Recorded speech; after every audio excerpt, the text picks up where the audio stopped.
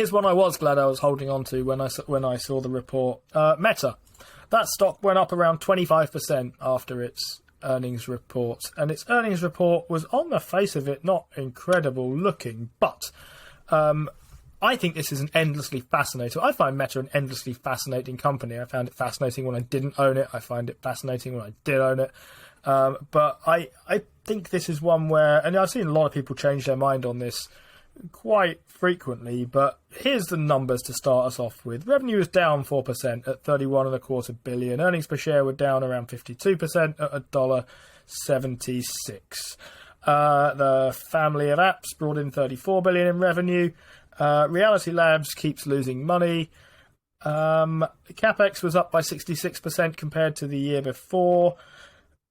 The number of people on platforms, whether you count them daily, monthly, on Facebook or across the family of apps, was all up a bit, but up. They have quite a lot of people there now. They have like half of the registered world, so it's hard to grow people at much of a rate when you're that size, but they are growing them a little bit.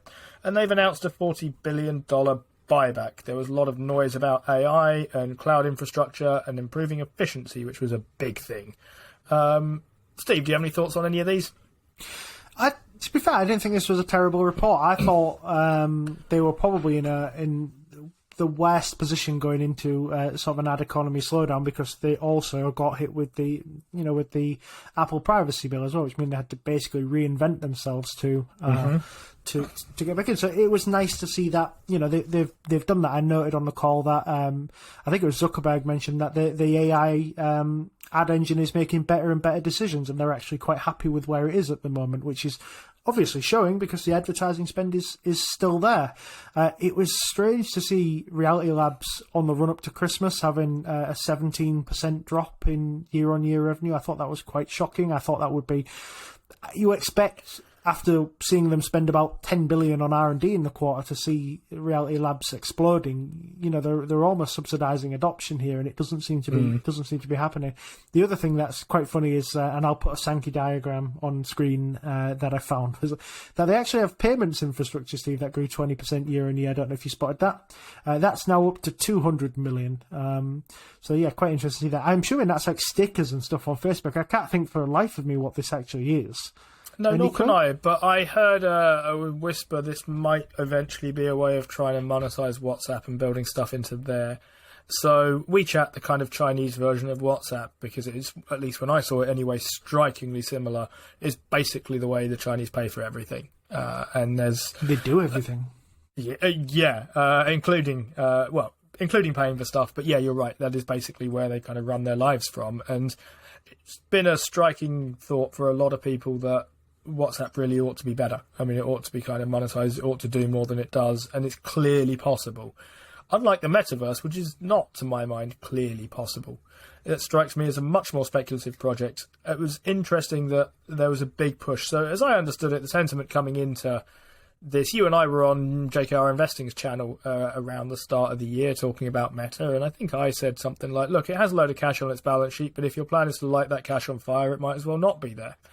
And then the general thought was that, well, look, it could really do with not just burning all of its cash. It could do with being a bit more efficient, keeping an eye on its bottom line and reining things in a little bit. And by that, most people meant shutter the Reality Labs thing, or at least slow down throwing money into the Reality Labs thing, or at least slow down the CapEx in general.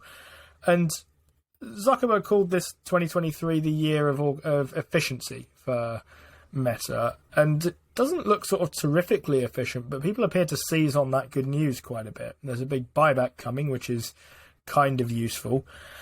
The numbers that came out were interesting to me because I feel like you can read these either one of two ways here. So the revenue numbers and the operating income numbers are generally significantly lower than they were a year ago, and they're significantly higher than they were 2 years ago. So there might be an argument here that says, look, they've been lapping tough comps, pandemic-related tough comps from high ad spending, and we were surprised when we looked at Google and Facebook and so on, as we were coming out of the pandemic in particular. These were really pushing on, and when companies aren't worried about their survival, they tend to spend more on ads. So the kind of kind way to look at this, and I'm not saying it's wrong way, just the kind way and the optimistic way, is to say, well, look, they've been lapping tough comps, and they're actually making reasonable progress if you go back 2 years. The, I guess, less charitable way to look at this is to say, look, they're going down. I would probably view this positively. I would tend to view this in the tough comps category. The CapEx stuff being up means that they will come round in a year's time for probably quite easy comps, so I would expect margins to improve a bit as that kind of comes round to comparing to itself in a high number a year ago. I think this is very much one that you can look at and genuinely see this either way around, depending maybe on what kind of investor you are and how much you hate this product. Yeah, I agree. I think I was just thinking the 40 billion of buybacks. They've got 40 billion of cash on the balance sheet. So Meta's plan here is obviously to generate free cash again and use some of that to sort of fund the buybacks. At least you would hope that's the case, and they're not going to take out more debt. But I wouldn't say that's completely out of the question. I saw Tim Byers on the and Chris from Growth to Value Substack. They both pointed out that buybacks aren't exactly Meta's strong point, and they depending on what sort of distance you look back, the price ranges was from $240 to $335 is the average price that Meta has bought back at. I think that's quite short-term history, to be honest. I was looking back through examples of companies that were judged on their short-term buybacks. I came across Teradyne. In the 70s, Teradyne bought back a load of stock, and for a decade, well, nearly 15 years, it looked like they had bought back the stock at a very, very expensive price. And they were ridiculed for it. Basically, they were saying they had, poorly employed capital. They're 12x from that price, Steve. And to be honest with you, buying back stock now looks great. I know hindsight is wonderful, and that's essentially what we're saying here, but you can't look at short-term things like this because, Meta could quite easily be, $350 again in the future. It's too early to tell. It was up about 20% on the news, Steve. Was you surprised by that? Because it's not a 20% report, I didn't think. No, I didn't think it was a 20% report at all, and I can't work out quite why it's that high, and my overwhelming feeling is that this is no longer an easy buy. I was sort of fairly lazily dropping money into this, and I had been for a while, and I was well in the red on that, and I'm not anymore. But I'd been thinking of this as something that could be bought fairly straightforwardly, but all the stuff looking forward is much more speculative and much more uncertain to my mind. It's about cloud infrastructure, it's about AI, it's about that kind of thing, it's about reality labs to a degree that strikes me as far more speculative and far more outside my circle of competence, which makes this much, much, much harder for me to try and buy here when I look at what's now kind of priced in. On the buyback thing, I wonder whether buybacks are a bit more complicated than most commentators give it credit for, including, I guess, us until quite recently. So I was thinking about the Chevron buyback again. We talked last week about them attempting to buy back about 20% of their stock based on where their market cap was. And all of us felt that, well, look, it's the top of the cycle. That's probably the top of the cycle. Hard to say with oil prices, but look, the stock looks quite high at the moment. But if they've got the cash to buy back 20% of their shares, or they're going to find the cash to buy back 20% of their shares, that means they're trading at about 5 times that cash, and that's not that expensive for a stock. And it, perfectly legitimately, we might complain, well, look, they could have bought back more of it if they'd bought it back during the pandemic or something, when oil was at minus 45 a barrel and their stock was in the bin. But they didn't have the damn cash back then, and it just wasn't an option for them. And if the idea is that we're supposed to sit there with 20% of our current market cap in cash, pretty much, and then wait for the shares to go back down until they're trading at 1.5 times the cash that we have on hand, I'm just not sure that stock's going there. And the same goes for kind of Meta. I think, look, companies have to kind of buy back stock when they have the cash to do it, and if they have enough cash and they can buy back enough of their stock, Meta, I think, was about 11%, not sort of 20%, the value of that buyback. Based on their price before the big run-up, it will be less now. But I kind of think there's a sense in which buybacks aren't just a nice case of looking at the stock going down and thinking, well, let's use some of this extra cash then and just fire it all, unless you're Buffett to an extent. Yeah, you got to think the your example though is almost exactly what MVR do, don't they? They just sit on their cash, wait, and then buy back when it happens. The thing is that if Chevron waited until another sort of pandemic level, event happened, they'd end up taking themselves private. So, I think you've got to. I think it's. I don't know. I find it somewhat hypocritical when people sit there and say, "Well, you shouldn't be buying back. You shouldn't be buying back." When, I think sentiment has changed, and the only reason sentiment has changed is because of stock price. When the price was at $250, $240 and Meta was doing quite well, nobody was complaining about the buybacks. Everybody was saying, Meta's super cheap and they should be buying back the stock, and now the price has gone down to whatever it is now. It's like, wow, you should have been saving your money and buying it back. And you think they're just a bunch of hypocrites. So they've done exactly what you wanted of them, and I think that tends to be the case. The one buyback that I don't think should be happening, and I don't know whether you saw that, was Bill.com. Bill.com is trading. I thought you were about to tell me that Intel were doing a buyback again. No, God, no. Bill.com are trading at about 12 times revenue, and I don't think they make any money whatsoever. They've guided for revenue to be down 17%, and then said they were going to do a $300 million dollar buyback, and you think, God, this sounds real stupid to me. But, this might be their Teradyne moment. In 12 years' time, they might make me look really silly. I think Guidewire are also doing buybacks, which is a company that is currently gap losing.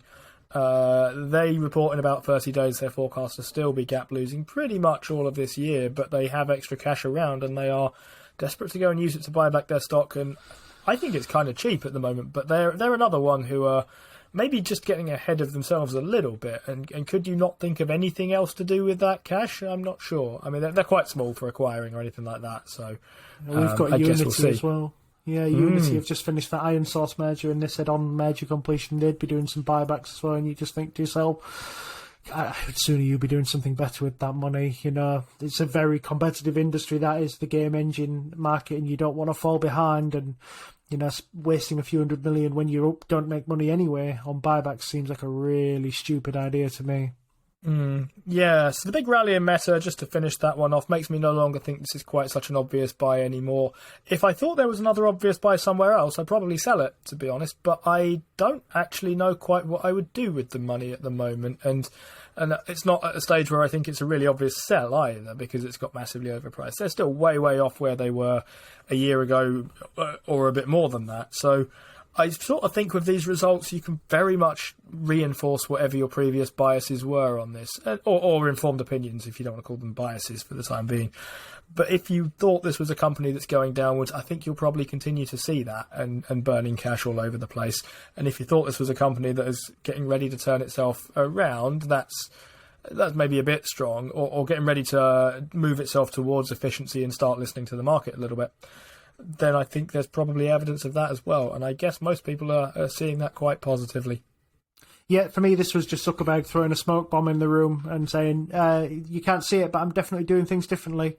And I just don't think he's actually going to do that. I think this is just going to continue down the same path. I think he's hell-bent on Reality Labs becoming a thing now.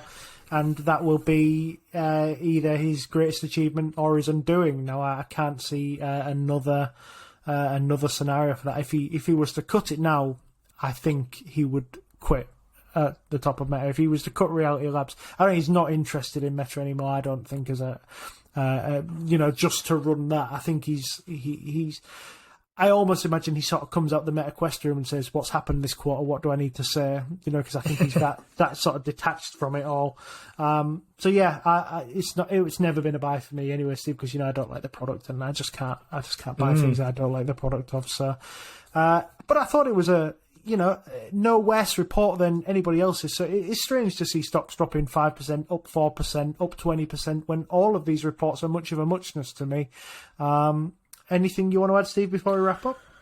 Not really, I don't think. Reality Labs is forecast to widen its losses over 2023, so that's realistically that's going to just keep happening, I think. And I agree with you. I think Zuckerberg might start wandering into sort of sunk cost fallacy territory here of, look, we spent this much, we need to get something from this, and I'm not sure it's there to be got. And I say that as someone who was quite happy with the Reality Labs losses of up till now.